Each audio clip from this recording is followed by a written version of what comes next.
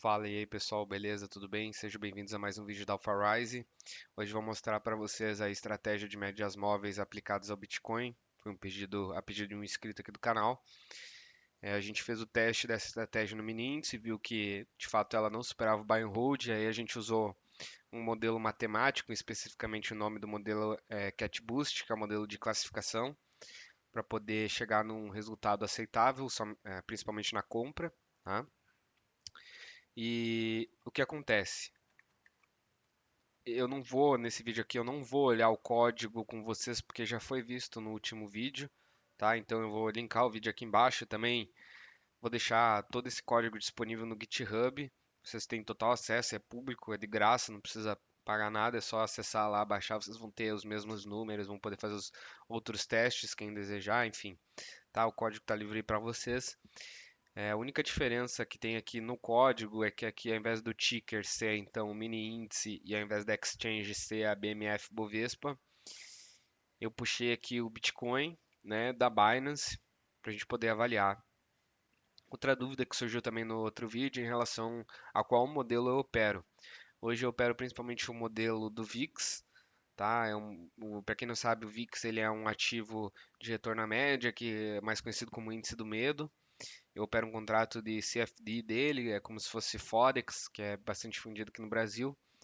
Eu evito operar a bolsa brasileira por N motivos, principalmente pelo fato de questão de imposto de renda e é muito caro ficar posicionado aqui alavancado, então eu prefiro justamente operar contrato CFD. Estou tentando talvez migrar um pouco para o Bitcoin. Eu vi que já surgiu essa dúvida no vídeo passado. Eu acho que eu estou preparando um modelo para trazer de graça aqui para vocês, mas eu estou testando ele por enquanto no mini índice, que era o meu objetivo principal, que eu sei que a grande maioria aqui usa esse ativo. Até peço para vocês deixarem aqui no comentário se de fato faz sentido manter esse modelo no mini índice ou talvez começar a trazer para criptomoedas, Bitcoin, Ethereum e etc. E outra coisa que eu deixo aqui também nos comentários é meu Instagram, tá? O Instagram da Alpharise, por lá, por favor, me seguem. Eu vou começar a abrir caixinhas de dúvidas, então vocês têm total acesso a mim para tirar dúvidas. Eu tô 100% disponível aqui para a gente poder fazer esse projeto crescer e mais gente de fato ter acesso a informações verdadeiras do mercado financeiro, tá? Que é o meu objetivo aqui é criar uma comunidade de informações verídicas e fechar esse gap aí, esse espaço que tem entre o player pessoa física e o player pessoa jurídica, tá? Vamos para o que importa. Eu não vou rodar o código aqui novamente, porque a gente já viu no vídeo passado, comentando novamente, vou deixar aqui disponível na descrição do vídeo. As minhas médias móveis mantêm-se as mesmas, então é a de 5, a de 10, a de 20, a de 52 e a de 200. Lembrando aqui, eu faço o cruzamento delas, então eu digo para o modelo, se a minha média móvel de curto prazo cruzou para cima da minha média móvel de longo prazo, eu compro. Se a minha média móvel de curto prazo cruzou para baixo da minha média móvel de longo prazo, eu vendo, tá? E aqui eu jogo no Bitcoin. A gente vê, vão ter quatro linhas aqui, só relembrando, tá? A linha roxa é o Bitcoin no buy and hold, ou seja, compro lá no começo de 2020, aqui no caso que a minha base vai de 2020 a 2025. Compro começo de 2020, seguro até 2025. Como vocês podem ver aqui é um ativo excepcional, né? Anda quase 1.400% aí em 5 anos. Aqui na linha verde é essa estratégia de cruzamento de imóveis operando somente a parte comprada. A minha linha vermelha, que é a estratégia de cruzamento de média móveis, operando apenas a parte vendida. E na linha azul é o somatório de operar tanto a parte comprada quanto a parte vendida. Tá? A primeira aqui que eu testei foi o cruzamento da de 20 com a 200 e eu já adianto aqui no vídeo, tá? Que para o diário, o que a gente está olhando o diário, tá? Não o intraday, é a melhor até o momento.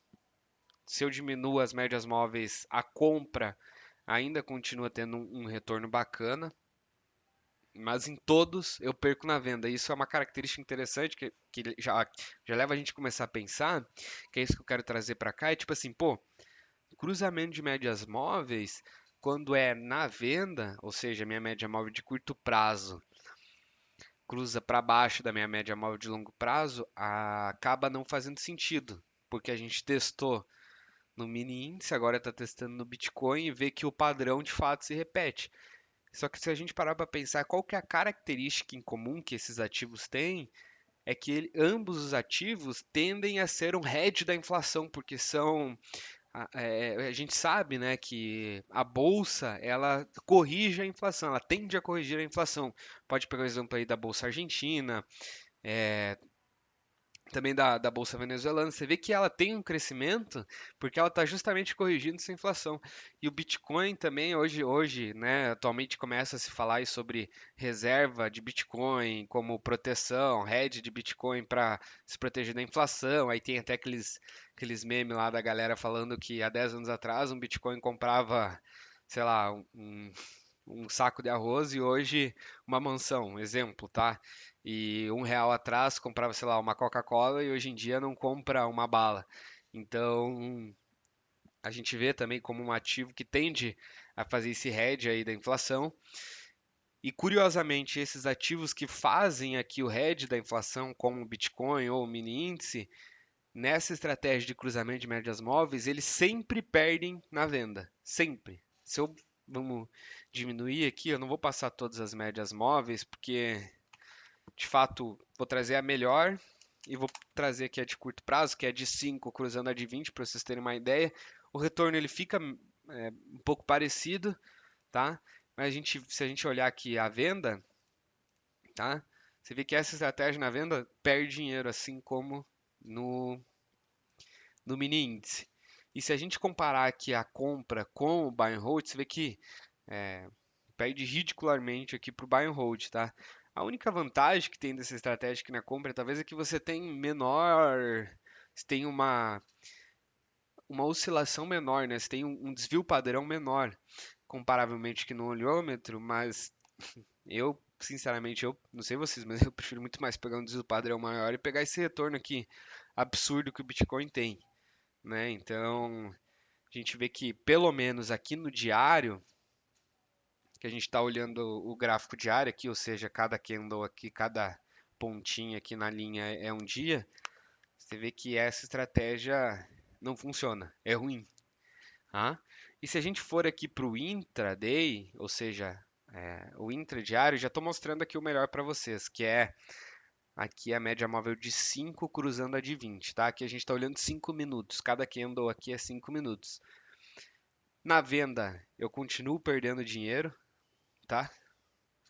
Você até tem aqui uma subida aqui, lembrando que aqui é os últimos 10.000 candles, tá?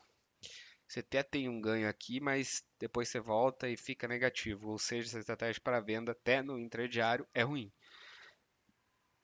E a gente vê que aqui na compra ela tem um lucro, mas vamos jogar o buy and hold aqui? Ela igualou-se ao buy and hold, tá? Você tem uma perda menor aqui, mas assim, não vale a pena. Por quê? Eu vou dizer para vocês. Primeiro, porque se a gente for olhar de fato aonde o Bitcoin dá dinheiro, não é no intradiário, né? Você não vai ficar lá fazendo tradezinho no Bitcoin e fazer dinheiro. Pelo menos, aparentemente até agora não. Talvez se a gente desenvolver um modelo para isso, que nem eu estou propondo aqui, talvez faça sentido. Tudo questão de comparações, certo? Mas quando a gente olha esse gráfico aqui, essa estratégia aplicada no diário, você vê que o retorno do Bitcoin, quando você pega prazos maiores, é absurdo, porque ele tem um crescimento no longo prazo, entende? É isso que a gente tem que pensar. Vale a pena você ficar lá na frente do computador o dia inteiro monitorando uma tela, cruzou aqui, descruzou ali, ou vale mais a pena você comprar, esquecer, daqui 5 anos você olha, um ativo te deu 1.400%? Hã? Então a gente sempre tem que pensar essa relação de custo-retorno. Ou seja, quanto custa. Eu não sei vocês, mas eu não gosto de ficar aqui na frente do computador olhando se a média móvel está cruzando para cima ou está cruzando para baixo. Eu quero é dinheiro no meu bolso, pegar minhas coisas, curtir minha família, fazer qualquer outra coisa. Então, se a gente for olhar aqui, a pergunta é, pô, operando 5 minutos ali, você está olhando a cada 5 minutos onde é que está a média móvel para comprar, vender, comprar. Aqui no caso, só comprar, né? Valeria a pena o custo que você tem fazendo isso para chegar no mesmo retorno do buy and hold? Ou valeria mais a pena você ter comprado lá no começo de junho, esperado até agora, e ao invés de ficar ali monitorando o gráfico a cada 5 minutos, você estudar uma aula de regressão linear, estudar uma aula de estatística, ler um livro, pesquisar algum assunto sobre mercado financeiro? Então, eu acho muito mais vantagem você focar em coisas que de fato realmente funcionam, num trade-off de simplicidade, entende? Então aqui a gente vai sempre também buscar simplicidade aqui dentro desse canal, certo? Aí aqui o que eu fiz? As mesmas features, não vou passar de novo com elas aqui, que eu joguei no meu modelo matemático, tá? Aqui a gente vai jogar novamente no modelo matemático do Cat Boost. As features são o cruzamento das médias móveis, mas como eu disse, ao invés de ter naquela regra de NP lá, a razão delas justamente para tentar pegar a dimensionalidade do modelo. E aqui eu adicionei mais duas variáveis, que é o desvio padrão dos retornos e a razão entre a máxima e o mínimo do dia, tá? E aqui o meu target, que é se o dia seguinte subiu ou desceu. O meu modelo está tentando predizer isso. Se eu pego essas minhas features, jogo no meu modelo treinado, que ele foi treinado de 2020 a 2023, testado de 2023 a 2025, a gente tem esse retorno aqui. Lembrando, roxinho buy and hold, verde minha compra, azul consolidado, vermelho minha venda. Mesmo que eu jogue isso em um modelo matemático, tá? A gente vê que a venda continua perdendo dinheiro. Ou seja, essa estratégia de fato é ruim na venda, tá? A compra, eu tenho um retorno bacana em um certo período aqui, se até se iguala ao buy and hold, que é a nossa linha roxa, mas aí volta naquele ponto que a gente estava conversando agora, né? Que é, vale a pena eu ter toda essa complexidade, rodar o modelo, treinar, é, utilizar um modelo estatístico para um modelo que vai me dar, vai aqui no caso tá sendo pior que o buy and hold, mas se a gente fosse analisar só essa região aqui para ser a mesma coisa que o buy and hold, não. Então, respondendo a pergunta, aqui está o win, eu vou mudar para BTC só para ficar bonito aqui, para aparecer no vídeo. Então, a pergunta que fica aqui é: pessoal, a gente tem que sempre partir da simplicidade. Não estou aqui para deixar difícil, ou falar estatística, ou falar estatiquez. Não, o foco aqui é mostrar o que funciona e o que não funciona. Se o fácil funciona, beleza, vamos usar o fácil. E é sempre partir do princípio do custo-retorno, o menor custo possível com o maior retorno possível. Então, eu quero que você saia desse vídeo que essa estratégia de fato, assim como foi para o mini índice, para o Bitcoin, também é ruim. Como eu falei antes, talvez jogar dela dentro de um modelo assim como eu tenho meu modelo do VIX, que tem mais de 20 variáveis, 22 por aí para ser exato. Você tem toda uma estrutura, um ensemble model, etc. Que a gente vai trazer aqui. Faz sentido trazer complexidade nesse sentido, falando de estatística? Faz. Quando você tem um retorno a quem? Entende? Então, nesse caso aqui, não valeu a pena. E é isso, pessoal. Então, até o próximo vídeo. Sigam o canal, não esqueça de deixar o joinha. E, por favor, deixem as dúvidas no comentário. Me sigam no Instagram, chamem lá, tirem suas dúvidas. Vamos criar uma comunidade, vamos espalhar. Isso aqui tá de graça, pessoal. Eu tô aqui disponível para tirar as dúvidas de vocês. Eu quero, por favor, que eu só quero somente engajamento de vocês e que ajudem, porque o princípio daqui, o princípio desse projeto é de fato difundir o que funciona ou não e a gente vai testar aqui na prática. Se o fácil funcionar, é o que nós vamos usar. Não tem essa, vamos complicar, não. O que funcionar, nós vamos usar, e o que não funcionar, nós vamos dizer que não funciona e acabou. Aqui é a verdade e pronto, tá? Então, muito obrigado e até um próximo vídeo.